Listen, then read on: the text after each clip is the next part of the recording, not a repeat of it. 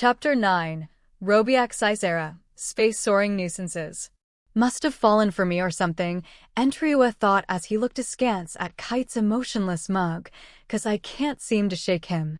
When the occupying forces commandeered the airborne fire ships and the airborne ambulance ships, he thought he'd finally be free of them, but he jumped the gun. Kite insisted on accompanying Entriua, and Sleet gave him permission disinterestedly. The fire ships that were made to land under duress proceeded to leave the firefighters, police officers, and soldiers who couldn't board in their wake. Consequently, the conflagration flared right back to full power. In addition to the single ambulance ship separated to act as a messenger, they established a light-wave communication system unaffected by radio wave jamming 5 Uzdag above the city of Gazanyu, desperately scanning for a certain hovercar. A group of airborne vessels floated up from the central area of the range of city trees below, exchanging information with the fire ships using the primitive means of blinking lights. So over the top, Entriua scoffed. They were just wrestling with a bunch of low-life radicals over 2 borderline children and apparently willing to make use of all of the military power they had stationed in Gazanyu to do it. "Inspector," said Kite, "do you know why I've taken you here?" "No idea," said Entriua, his tone drenched with cold hostility. "To give me directions." "You're more than aware," Entriua sighed, "that I'm an officer of Lune Biga. Born and raised. Gazanyu geography isn't. Not Gazanyu. You're going to take me to the Ov." "Huh." A mocking, nihilistic smile. "You're going to take us straight to the pit of hell. I'll make the Ov watch as I kill you, then the mental slaves that obstructed her arrest, and then the boy she's made her little pet. If the Ov's artificial pseudo-intelligence possesses the faintest trace of emotion, I'm sure she'll feign sorrow. I've got next to no ties with the Ov. The bastard bond between you and me runs much deeper," Entriua refrained from adding. "That is why I will do you the service of simply shooting you. That being said, I rather think the people who more broadly supported the Ov shall face quite miserable deaths. Especially that boy. He'll be screaming for a whole night, I wager. As for the Ov herself, I will of course have a more elaborate farewell in store for her. And here I thought you were a tad more civilized." "Oh yes, military law naturally forbids executing prisoners without trial, as well as cruel executions. Yet this is a time of crisis. We haven't even been told where the current location of military headquarters is. As such, we must have some room for discretion. Because here, the annoying, sanctimonious types in my country can never know what's happened. Does he mean business? Or is he just trying to get me quaking in my boots as revenge?" Entriua couldn't be sure. Then he remembered, there was no way Kite had the authority to decide such a thing. There had to be a commissioned officer higher in rank than lieutenant in the unit stationed in Gazanyu. On the other hand, he didn't know the particulars of foreign military powers' operations. And the fact of the matter was that madness is contagious. A United Humankind Armored Air Mobile Personnel Transport vessel landed right next to them. "Over here." Marka pulled Jinto by the hand, and they hid behind a city tree. The hovercar was abandoned as soon as they entered the city proper. Otherwise, they would have gotten blown up along with it. They'd changed out of their dirty clothes. Marka had used her wallet to purchase new garb from the closed-by automated clothing store. Their compuwatches and circlets had been stowed away once again, and Leifir now had her frosh hidden using a wide-brimmed hat. "Let's go through the underground," proposed Min. "Yes, let's," said Marka. And so the 5 members of the Gazanyu cell of the Klasbiel Anti-Imperial Front and their 2 hostages descended, stepping forth into a brightly illuminated undercity center. It was about the same width as one of the above-ground shine roads, with automated stores situated 500 dag apart from each other. People were standing alone and drifting away at around jogging speed. The 7 got on the automated track. "Things are really ramping up, huh," said Jinto. "You sullied their names. Stomped all over their reputations. It's no wonder they're going all out," said Marka, looking back. "Might it not be wise for you 5 to surrender?" suggested Leifir. "We're the ones that they're after. After all, I have no desire to embroil you in this." "It's too late for that," said Min coldly. "At least for me, I'm already hopelessly embroiled. They know my name. And I've been worried sick about my family this entire time. Is that not all the more reason to surrender? We can't let the sacrifices we've made go in vain." We want some kind of recompense, said Marka. Independence and interstellar ships are out of the question, but the House of Cryb will present you with tokens of its appreciation for your deeds thus far. So that's how the Ov repay their dues, Undertaker scoffed. With gobs of gold and shinies. Sorry, but what we want are interstellar ships, said Marka. A confounded look crossed Leifir's face. I'm telling you that simply will not come to pass. What if they got them on loan, piped up Jinto. I don't know what they want to do with interstellar ships, but they probably aren't going to pick a fight with the Empire, at least, not in the near future. So, what's the problem? You're right, we could perhaps do it that way, Leifir nodded. If that's our only choice. Shall we shake on it? Marka looked at each of her comrades in turn. I wanted to try flying an interstellar ship myself, but oh well, said Bill. Guess I'll just play a bit with the steering gear when I find the chance. The ship's destination is based on where the borrower wishes to go, right? Min asked. Leifir gestured affirmatively. Excellent, he continued. I take it detours are also allowed. I plan to shape an independent interplanetary conflict coalition. Daswani nodded wordlessly. Might as well have them throw in the gobs of gold and shinies while we're at it, said Undertaker. That should be much easier compared to the interstellar ships, Leifir assured him. Then make us that promise, Your Highness, said Marka. Promise us you'll lend us one or more interstellar ships. That is, without any fees or time limit. That is not the promise I can make. She furrowed her eyebrows. I can only promise that I will ask Her Majesty the Empress. That's fine. The Empress is sure to humor the pleading of her adorable granddaughter. If I live to seek another audience with Her Majesty, I will ask her without fail. And with that, Leifir jumped into the automated track going in the opposite direction. Come, Jinto. Ah, right. Jinto took her lead. Surprisingly, Marka followed them. I'm going to make sure you live to seek another audience with her, she whispered. So I'm coming with you. We're the ones who can send you back into space. What do you mean? Asked Jinto. Undertaker really is an undertaker, she answered enigmatically. Take a look at that signal, if you would. Kite pointed out the window. That's notification that the Transit Bureau has been seized. Soon the underground tracks will be stopped, and my army's battle troops will flood in. The Ov has nowhere to run. Kite kept Entriua abreast of all of the particulars of the progress of their manhunt, though likely only because he had nothing else to do. Every new bit of information would conclude with the words, the Ov has nowhere to run. As he listened to Kite's rather dead monotone, Entriua felt fear creep across like ice. He knew for sure now. He knew that when they captured the Ov, he would die. It didn't matter whether Kite had the authority to do so. There was no question.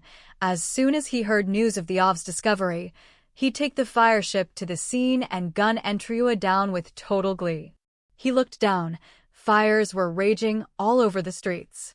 The cars had been destroyed either because they looked somewhat similar to the one hovercar, or because they'd tried to ignore the checkpoint inspection.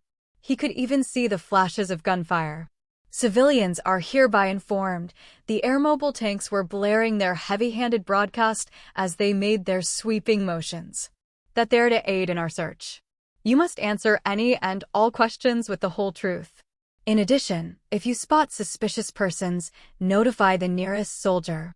We are looking for an Ov. Civilians are hereby informed that they are to aid in our search. Now look at that, sir. Kite pointed to the top of a city tree. The soldiers were sending coded signals by blinking their handheld lights. They're messaging that they've searched all of the rooms in that city tree. They're scouring every building with a fine-toothed comb. The Ov has nowhere to run. Searching premises without warrants, huh? That's every officer's dream, said Entriua, trying his damnedest to serve up some sarcasm. You're the only ones to blame. If you had paid democracy and God's providence the respect they're due, we would have been able to act more gentlemanly. We aren't an occupying army. We're a liberation army, he added wistfully, as though speaking of some lost dream. We didn't ask you to come. Surely you acknowledge that. It's such a shame, Inspector. I thought we'd come to understand one another. Kite's eyes wandered around the scenery out the window. Then he pointed again. Look over there. The city was in turmoil. The vast majority of the citizens had taken note of the Ov's return. They couldn't help but doubt whether anything good would come of cooperating with the occupiers. The larger part of the terrestrial citizens neither loved nor loathed the occupation forces, viewing them only as quirky guests that had paid Klasbuel a momentary visit. Yes, the fact that important government figures had been taken away had wounded their pride. Yes, there were those who had been forced to shave their blue hair, and those whose family members had been sent to camps for democracy re-education. But this series of events was taken as nothing more than a transient natural disaster, with many even enjoying it, albeit as seeds of hatred were shut away in their hearts. Yet over the past half hour, those seeds of hatred were budding and growing rapidly. The army was blocking roads, barging into homes, performing violent pat-downs, even opening fire upon trivial misunderstandings. There was now no shortage of reasons to hate them. Good citizens, the Av is to blame for all of this momentary chaos. Search for the Av. If you can capture the Av, the peace will be restored. The voice from above insisted, repeated this was the case, but the hatred of the people was firmly fixed on the green-brown army fatigues. After all, the soldiers with bloodshot eyes and guns at the ready weren't wearing the black uniforms of the Av. They had neither the weapons nor the organized bodies to revolt, yet unlucky and inattentive soldiers were frequently getting ganged up on by mobs and their weapons stolen all throughout town. As for the citizens who lacked confidence in their muscle power, and those who were wiser and more prudent, they instead exchanged information, trying to return home through paths where they wouldn't encounter any soldiers. That was the course of events in which Jinto's party was mired. Over there, Marka was one of the 5 among them who had a grasp of Gazanyua's geography. Their sense for the places where the enemy was likely to be was impressive. When they did encounter soldiers, they either blended in with the crowd or went down empty paths. They ran down stopped automated tracks, ascended to the surface, and wove their way through the alleys. They even crossed over the open squares by using the sky corridors that linked adjacent city trees. One might think they would be running at top speed, but in fact, they walked with deliberate composure. In areas devoid of other people, they split into 2 groups, with each pretending not to know the other. Even when they did enter a plaza, Jinto was grouped with Marka and Daswani. Meanwhile, Leifir and the other 3 traversed the square one step ahead in their own group. A coughing noise right above their heads. Startled, Jinto looked up to find 2 enemy soldiers wearing jetpacks. They landed right in front of Leifir. "Take that hat off, woman," one demanded imperiously. Something was pressed against Jinto's hand. Marka was handing him a paralyzer gun. "What are you 2 goin' on, Abu?" said Undertaker, playing the drunk act. "You take a shine ta my niece's hat or some'n?" "Well, it ain't yours ta take," said Bill, feigning drunkenness alongside him. "I's the one 'at bought it for. You got a problem with it?" "Aren't you being a little too rude to them?" said Min, enraged. Now all Leifir needed to do was look frightened, maybe even cling to Bill, and the ruse would be complete. Needless to say, the off-princess was far too prideful to put on such an act. All Jinto could see of her was her back, but he could only imagine her eyes screamed, "You're not fit to spit on." Jinto and his group briskly slipped off to the side, cloaked in the act that they were simply loath to get wrapped up in this altercation. "Just take it off. Or do you refuse?" One of the soldiers tried to lift it off her head by pushing against the brim with the gun's muzzle. Marka and Daswani moved in tandem to either side. Jinto, too, wasted no time turning right around and thrusting a paralyzer gun at the nape of a soldier's neck. His injured left shoulder throbbed with pain from the sudden exertion, but he endured it and pulled the trigger. Leifir and the other 3 with her quickly hit the ground, causing her hat to dance in the air. "Gwa!" the soldier groaned, emptying rounds fruitlessly into the sky. The other soldier collapsed without a single peep or shot. The band of 7 ignored the weapons the soldiers had been wielding, since they would only make them stand out, and made haste to leave the scene. "Remember that guy who jumped into a bed of thorns," said Undertaker, upon re-entering the underground from the plaza. "You told us that story," said Marka impatiently. "Well, there's more to it." Undertaker's voice grew vacant. "About a month after he left the hospital, he went and did it again. Obviously, he got hospitalized again. Then I went to see him again, and I asked him the same question. Then he said he couldn't remember much, but he couldn't think of it as having been a good idea. Uh-huh, she replied curtly. We're almost to the place. We just have to hope no one is there, said Min, needlessly. They've found her, said Kite, after reading the blinking signals with eyes entranced. They've found the Ov. They capture her? Entriwa thought about the time he had left. It was a short life. I never got to punch my daughter's marriage partner's lights out. Not yet. It appears the report came from a pair of wounded soldiers that have now been admitted. They found a girl who looked like an Ov. One testified that they saw her spatiosensory organ. I can't imagine they're mistaken. Kite's smile was twisted like a revenant ghoul. I'll be the one to capture her. He instructed the ship's pilot to do something. Then, the fire ship turned right around, heading for the northwest area of the city. The group of spires appeared beyond the range of city trees. What are those? Said Kite, puzzled. Entriwa immediately grasped the true identity of the spires, as well as what the Ov and the crowd working with her were up to. Beats me. I told you I'm not well acquainted with the geography of Gazanyu, he lied. I'll find out easily enough just by looking it up. Then that's what you ought to do. Don't lean on me for everything. In light of a confluence of circumstances, the Gazanyu Municipal Funeral Mortuary will be closed for the foreseeable future. Undertaker unlocked the lock with practiced hands. It opened without incident. When the occupiers touched down, the folks in the government got scared and closed the place off, said Undertaker, guiding the rest from in front. So the army probably doesn't much care about it. They might not even know about it to begin with. But why close it? Asked Jinto. They feared they might be mistaken for anti-orbital weaponry, Min explained. And if they got bombed, Gazanyu wouldn't come off unscathed. Weaponry. Jinto was more confused than ever. When they exited the small building, the landscape opened up. Richly colored spires were lined up on a vast site. He remembered seeing them before, since he'd come to Gazanyu while gazing askance at them.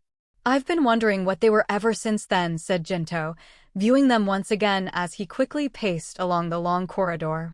So they were giant graves, huh? Don't mistake a funeral home for a cemetery, said Undertaker bitterly. It's an inexcusable mistake. Sorry. But then, what are those? They're caskets. They're what now? And the cemetery's over there, he continued, pointing up at the sky. What? I swear, kids like you are so ignorant of tradition it's scary. Well, I understand, said Lafier, who gave Jinto a reproachful glare. You lack in common sense. It's a matter of course for the remains of the deceased to be set adrift into the vacuum of space. What she said. Though the Ov must do it directly from their spaceships, while we're forced to shoot them off because we're at the bottom of a gravity well. On my home planet, we either burn or bury our dead, said Jinto feebly. When we touched down onto this planet, I thought it was rather riddled with dirt and dust, and surmised it was due to the war. But those are caskets, you say, said Lafier, satisfied she understood. But if you want to shoot someone into space, wouldn't it be easier to do it from the orbital tower? Asked Jinto. Have you no shred of emotion, young master? Bill gestured dramatically. A funeral's a sacred rite. You've got to be flashy about it. I'd thought of funerals as more quiet, dignified affairs. That is what we call a preconceived notion, said Min. The custom probably takes after of culture, but we settled this planet from space, too. We wouldn't be that off base. Don't get me wrong, it's not that I look down on the idea of setting dead bodies into space. Then Jinto came to a hair-raising realization. Don't tell me you're gonna send us back into space in these things. What the hell are you saying? You're backing down now, said Undertaker and Bill at the same time. But nobody told me anything. Jinto objected. I misjudged you, Jinto. Lafier glowered at him scornfully. I'd been under the impression that you had better discernment than that. As a fellow Ov, I am embarrassed. Sorry, Jinto had been battered into submission. There's a problem, though, said Lafier. Then she addressed Undertaker. I'm not used to piloting this model of ship. Will I be able to steer it properly? Undertaker stared as though she couldn't be serious. Not for nothing, Your Highness, but it's not for steering. There's no need, it just goes up and away. The end. The blood drew away from Lafier's lovely countenance. I misjudged you, Lafier, said Jinto, seizing on this chance. I'd been under the impression that you had better. Be quiet. Don't even know why I thought she'd do me the favor of letting me finish my sarcastic jab. While Jinto questioned his own sanity, Leifir hit Undertaker with a follow-up question of her own. It is airtight, I hope? Course it is. I don't know what you believe, but rest assured us landers do know a thing or two about what kind of beast the vacuum of space is. It's even got emergency oxygen in case somebody who's actually still alive is mistakenly placed inside. 12 hours worth. A door lay at the end of the corridor, and a little past it, a staircase leading down into the basement, a small room furnished with several screens. Commence funeral preparations. Undertaker ran up to one of the screens. As per the orders of the municipal government, this mortuary is currently closed, responded the machine voice. Haven't you heard? The closure directive's been rescinded. Cannot confirm that statement's veracity. Never like it when machines get antagonistic. Undertaker looked behind him. Daswani, if you could. Daswani nodded, took out a Sagoth keyboard, and connected it to the console. His fat fingers pounded away at the small, compact keys at blinding speeds. I'm always telling him it's faster by voice input, but Daswani's a man of few words, said Undertaker. This way, much faster, said Daswani. Holy moly, said Bill, astonished. Have any of you ever heard him string together a sentence that long? He must be feeling charged up, Min remarked. By the way, what's its propulsion source? The ship's, I mean. Jinto was cautious to avoid the word casket. Hydrogen, said Undertaker. Hydrogen? As in nuclear fusion. No, said Undertaker, his tone of voice strangely soft. It's a chemical reaction. When hydrogen and oxygen are made to bond, heat and water are born. That's what it uses for propulsion. Put it simply, it burns hydrogen to fly. Jinto, Leifir groaned. Could you hold me up? I think I'm going to collapse. Afraid I won't be much help, said Jinto, dumbfounded. I'm just as likely to faint. Don't fret, said Undertaker. We haven't had any incidents in a while. In a while? That was hardly much consolation. Sorry, that came out wrong. What I meant is that there hasn't been a single casualty since the establishment of civilization on the planet. There have been caskets that flew away, though. That's awesome. By the way, there are two types, ones with self-destruct devices and ones without. Which would you prefer? Self-destruct devices. Yeah, they come back down 2 hours after shooting them up. That's when we make them blow up in the air. It's for funerals where the mourners arrange to reminisce about the deceased yet again while watching them light up the sky as fireworks. Jinto paused. Give us one that can't self-destruct, please. Got it. Shame, though. The self-destruct device-equipped ones are the nicer ones. We appreciate the sentiment. Undertaker, said Marka. Quit teasing them already, would you? I've got a right to settle a score, same as anybody, said Undertaker, clearly pleased with himself. Daswani looked up from his keyboard. Commence funeral preparations, Undertaker ordered anew. Affirmative.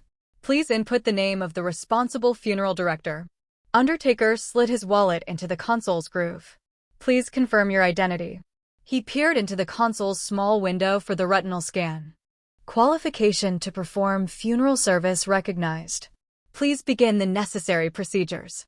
First, input the name of the defrayer of expenditures.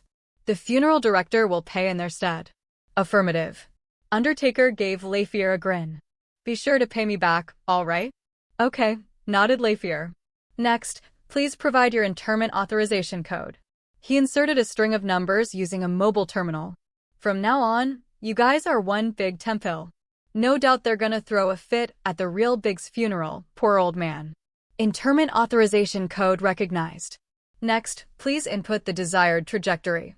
Marka, leave this to me, and take these two to the launcher for me. It's number 3. You know where it is, right? Sure do. Marka half nodded to the two.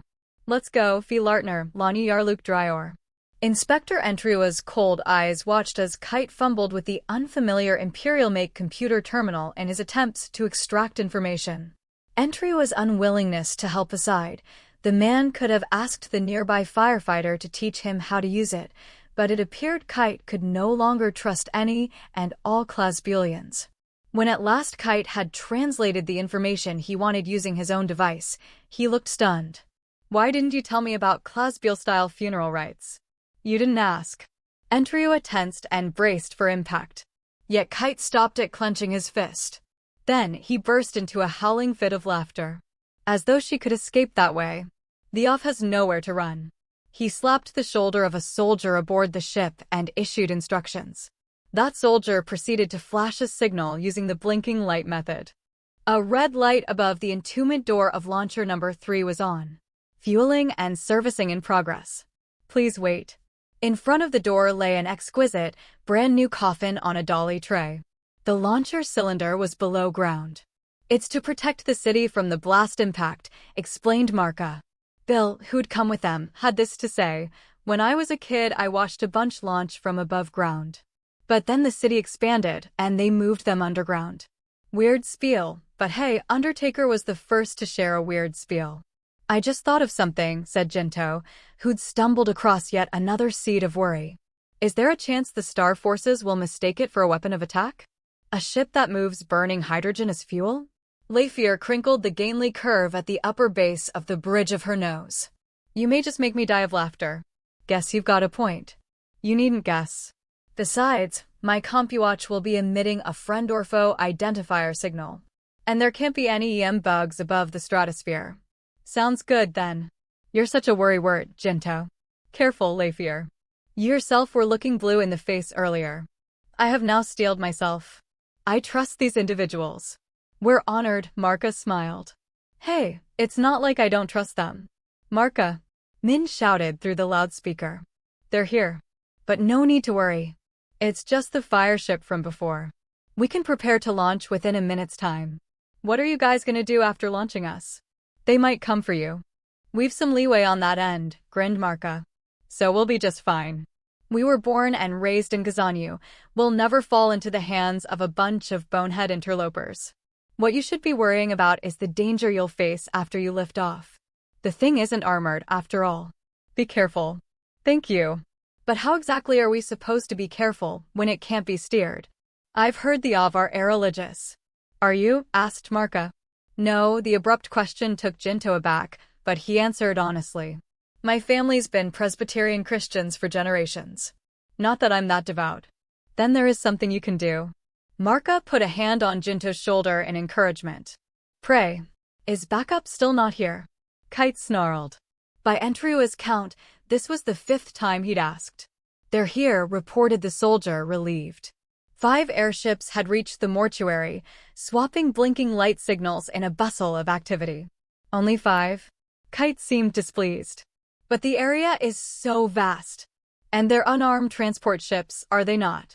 They're asking where they should touch ground, sir, said the soldier. I don't know either.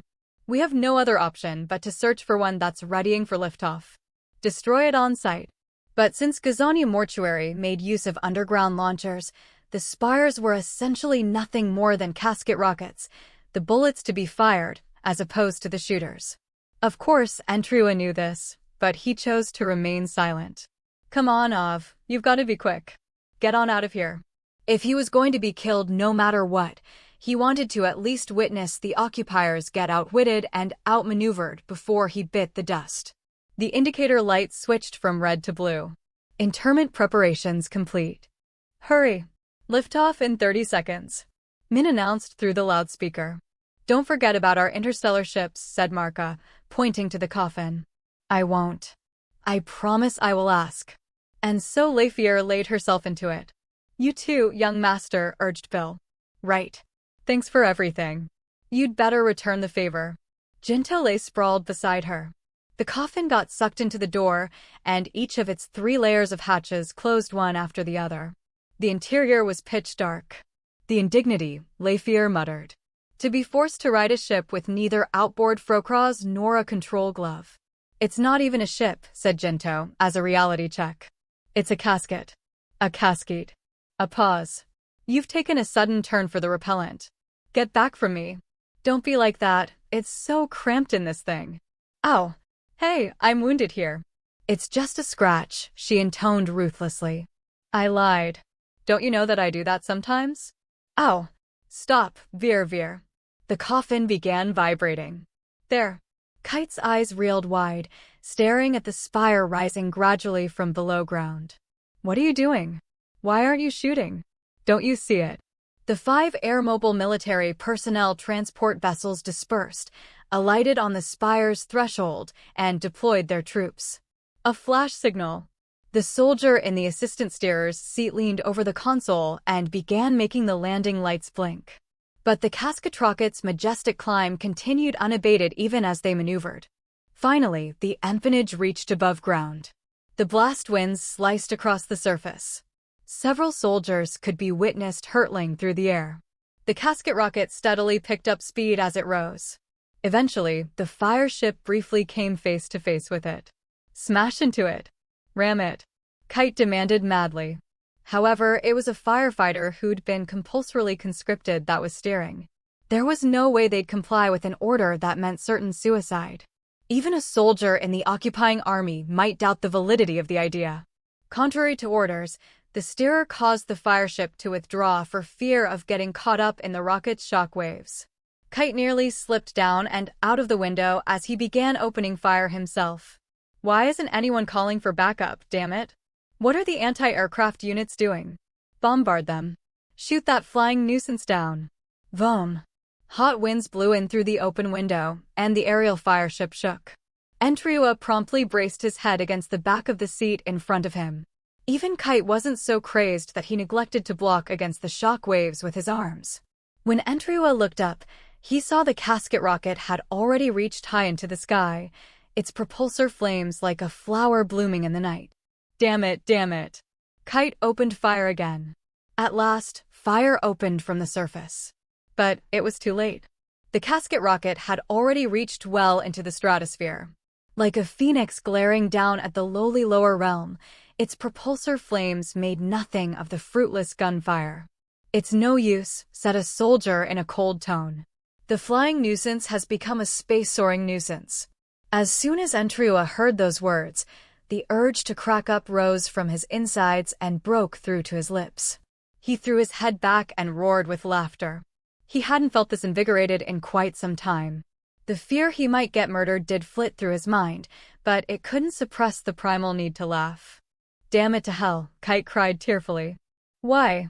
Why must everything always go their way? Does God not grant us divine commendation? Is God unwilling to give us a single sacrifice? Give me something to salve my heart. That was when it clicked for Entriua. Though the Av and the Silesia Unaging were both born of genetic modification, the environments of their upbringing could scarcely be more different. He realized that Kite's hatred stemmed not from anything personal, but from a severe, tribal sort of envy. And, while a faint measure of sympathy for the military police lieutenant returned, it wasn't enough to restrain the Lune-Biga city police inspector's gales of laughter, and Entriua didn't care to stop laughing for some time.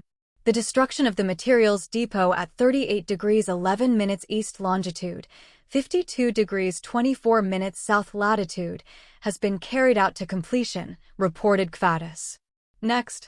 Please, Senior Staff Officer, said Associate Commodore Spoor, commander of the reconnaissance half-fleet the Ftun. Don't annoy me with such overly detailed reports.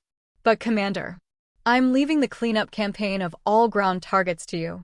But I must at least report to you after the fact. And I'm telling you, you don't need your commander, said Spoor, looking away. This isn't combat. It's closer to an extermination.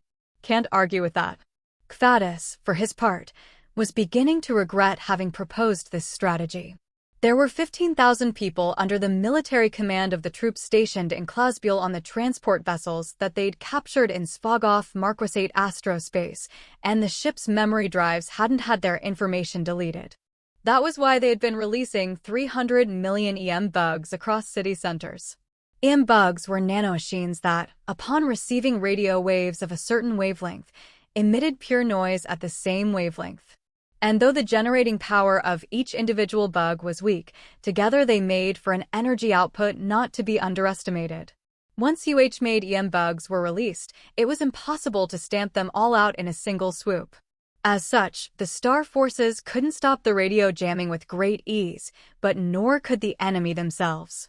In other words, not only did the remaining 200,000 enemy troops on Klasbul's surface lack a unified military command, they also couldn't communicate with each other. With the strike on the Alpine radio station at the mountain's peak, the jamming had stopped being planetary in scale. In some remote areas, it was even possible to receive notifications from orbit. However, in the metropolitan areas, highly populous as they were, word from the OV had not yet reached them. So here the Ftun, which flashed through space like heavy cavalry, was stuck making the aerial fleet's job as easy as they could, striking units on the move and enemy bases that were removed from urban centers, among other targets. To tell the truth, it felt empty. It harmed the soul to shoot down defenseless enemy remnants. To complicate matters, most of the enemy was in hiding within the planet's cities, out of the reach of orbital attack. Be a dear and ask me for approval only when it might cause harm to befall any terrestrial citizens. Apart from that, you can conduct this work as you please. When she uttered the word work, she visibly balked with a pronounced frown. Understood, said Kvatis, head lowered. How many hours until the main unit arrives? Asked Spore. They're scheduled to arrive in 4 hours and 15 minutes by ship's time. I see. Spore stood up from her seat. Now I will take my leave and away to the Chicory Chaser, commander's room. Yes, ma'am. Kvatis saluted. Senior Staff Officer, it's an urgent transmission, said the Communications Staff Officer. Forward it. Yes, sir. The CompuWatch beeped, indicating that the information had been transferred. Please wait, Commander, said Kvatis, calling her to a halt as soon as he perused the transmission's contents. What is it? Spore about-faced. It appears the Bodo EMIAC, recon ship, of the Lardbirch has rescued some drifters in orbit. So? The drifters in question claim to be Her Highness the Viscountess of Parian and the Honorable Noble Prince of the Count Dom of Hyde. Fiber Parian? Spore repeated. What's an Avriel princess doing in a place like this? She cocked her head. Is she running away from home? I doubt it. You can't be serious. The Associate Commodore's long robe waved as she strode back to the commander's chair. There's no elegance in keeping the company of a rebellious teen. That's not it, though, said Kvatis. If I recall, Fiber Parian was on the patrol ship Gosloth as a trainee star pilot, while Lanya Yarluk Dryor Hader was aboard for a ride. As such. I know, Senior Staff Officer. I see you're another serious-minded type. Kvatis stood there for a second. I apologize. Don't apologize over something so stupid.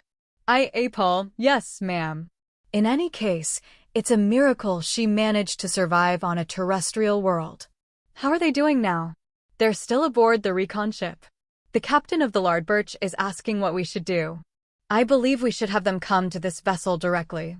We, the graceful Spores, have never gotten along with the unrefined Avriel, so the commander monologued, eyes cast down and arms folded. Then shall we have the Lardbirch stay in place for the time being? To await handling by Commodore Tlyfe. What are you saying? Her red eyes stared into the senior staff officers quizzically. Have them come here, because it sounds like fun.